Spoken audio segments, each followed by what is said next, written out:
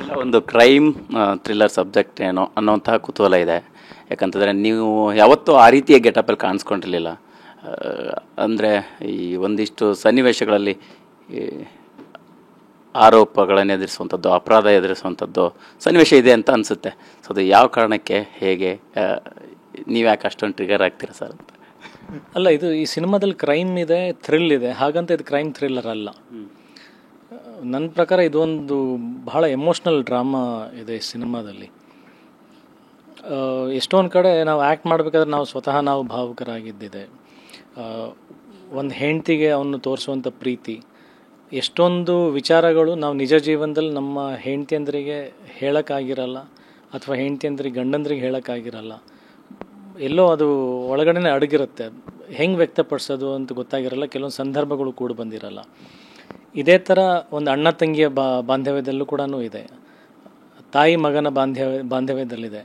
ಈಗ ನಾನು ತಾಜ್ ಮಹಲ್ ಸಿನಿಮಾ ನೋಡಿದಾಗಲೂ ಅಲ್ಲಿ ಎಮೋಷ್ನಲಿ ಕ್ಲೈಮ್ಯಾಕ್ಸಲ್ಲಿ ಬ್ರೇಕ್ ಡೌನ್ ಆಗೋದು, ಎಷ್ಟೊಂದು ವಿಚಾರಗಳು ಅಪ್ಪ ಅಮ್ಮ ತನ್ನ ಮಗನಿಗೆ ಇರ್ತಕ್ಕಂಥ ಪ್ರೀತಿನ ಒಳಗಡೆ ಅಡಗಿರುತ್ತೆ, ಬಟ್ ಹೇಳ್ಕೊಳಕ್ಕಾಗಿರಲ್ಲ. ಸೇಮ್ ಮಗನಿಗೂ ಅದೇ ಥರ ಇರುತ್ತೆ. ಆ್ಯಂಡ್ ರಾಧೆಯ ಸಿನಿಮಾದಲ್ಲೂ ಕೂಡ ಅದೇ ಆ ಎಮೋಷನಲ್ ಜರ್ನಿನಲ್ಲಿ ಸಿನಿಮಾ ಹೋಗ್ತಾ ಇದೆ. ಆ ಎಮೋಷ್ನಲ್ ಜರ್ನಿಗೋಸ್ಕರ ಈ ಕ್ರೈಮ್ ಮತ್ತು ಥ್ರಿಲ್ಲರ್ ನಡೀತಾ ಇದೆ ಹೊರತು ಕ್ರೈಮ್ ಆ್ಯಂಡ್ ಥ್ರಿಲ್ಲರ್ ಸಿನಿಮಾ ಅಲ್ಲ ಇದು. It's emotional drama, very very beautifully ಏನೋ ಒಂದು ಎಮೋಷ್ನಲ್ ಸೆಂಟಿಮೆಂಟ್ ಇದನ್ನೆಲ್ಲ ಬಹಳ ಹತ್ತಿರದಿಂದ ಕ್ಯಾರಿ ಮಾಡೋಂಥ ಒಂದು ಸಿನಿಮಾ. ಈಗ ಕೆಲವು ಸಿನಿಮಾದ ಘಟನೆಗಳು, ಕೆಲವು ಸನ್ನಿವೇಶಗಳು ಸಿನಿಮಾ ನೋಡುವಂಥ ಆಡಿಯನ್ಸ್ಗೆ ಅದೇ ರೀತಿಯಾಗಿ ಕನೆಕ್ಟ್ ಆಗ್ತಾ ಇರ್ತಕ್ಕಂಥ ಇದು ಎಲ್ಲೋ ನಮ್ಮ ಜೀವನದಲ್ಲಿ ನಡೆದಿರುತ್ತೆ, ನಮ್ಮ ಲೈಫಲ್ಲಿ ಆಗಿರುತ್ತೆ. ಒಂದು ಮಾತು ಹೇಳ್ತಾ ಇದ್ರಿ ಸರ್, ಅಂದರೆ ಕೆಲವು ಸಂದರ್ಭದಲ್ಲಿ ನಾವು ಸಂಸಾರದಲ್ಲಿ ಹೆಂಡತಿ ಗಂಡನಿಗೆ ಹೇಳೋಕ್ಕಾಗದಿರೋಂಥ ಮಾತುಗಳಿರುತ್ತೆ, ಗಂಡ ಹೆಂಡತಿಗೆ ಹೇಳದೇ ಇರುವಂಥ ಮಾತುಗಳಿರುತ್ತೆ ಅನ್ನೋದು.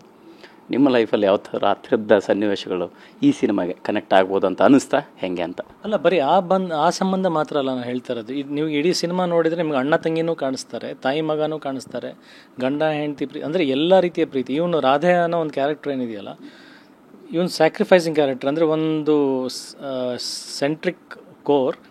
ಇವನು ಸುತ್ತಮುತ್ತ ಎಲ್ಲ ಸಂಬಂಧಗಳು ಬಂದು ಹೋಗ್ತಾ ಇದೆ, ಎಲ್ಲನೂ ಹಿಡ್ಕೊಳ್ಳೋಕೆ ಪ್ರಯತ್ನ ಮಾಡ್ತಿದ್ದಾನೆ, ಎಲ್ಲದಕ್ಕೋಸ್ಕರ ತ್ಯಾಗ ಮಾಡ್ತಾ ಇದ್ದಾನೆ. ಬರೀ ನಾನು ಒಂದು ಸಂಬಂಧಗಂತ ಹೇಳ್ತಾ ಇಲ್ಲ. ಈ ಥಿಯೇಟ್ರ್ನಲ್ಲಿ ನೀವು ನೋಡಬೇಕಾದ್ರೆ ಓಕೆ, ನನ್ನ ಗಂಡ ಹಿಂಗಿರಬೇಕು, ನನ್ನ ಈ ಥರ ಪ್ರೀತಿಸಬೇಕು ಅಂತ ಅನಿಸುತ್ತೆ. ಪ್ರತಿಯೊಂದು ತಾಯಂದ್ರಿಗೂ ನನ್ನ ಮಗ ಇಷ್ಟೊಂದು ಪ್ರೀತಿಸ್ತಾನ ಅನ್ನೋದು ಗೊತ್ತಾಗುತ್ತೆ. ಪ್ರತಿಯೊಂದು ತಂಗಿಯಂದ್ರಿಗೂ ನಮ್ಮ ಅಣ್ಣ ಅಂದರೆ ಇಷ್ಟು ಪ್ರೀತಿಸ್ತಾನೆ, ಅಣ್ಣ ಅನ್ನೋ ಒಂದು ಪದಕ್ಕೆ ಇಷ್ಟು ಅರ್ಥ ಇದೆಯಾ, ಅದರೊಳಗಡೆ ಇಷ್ಟು ಮಮತೆ ಇದೆಯಾ ಅನ್ನೋದು ಗೊತ್ತಾಗುತ್ತೆ.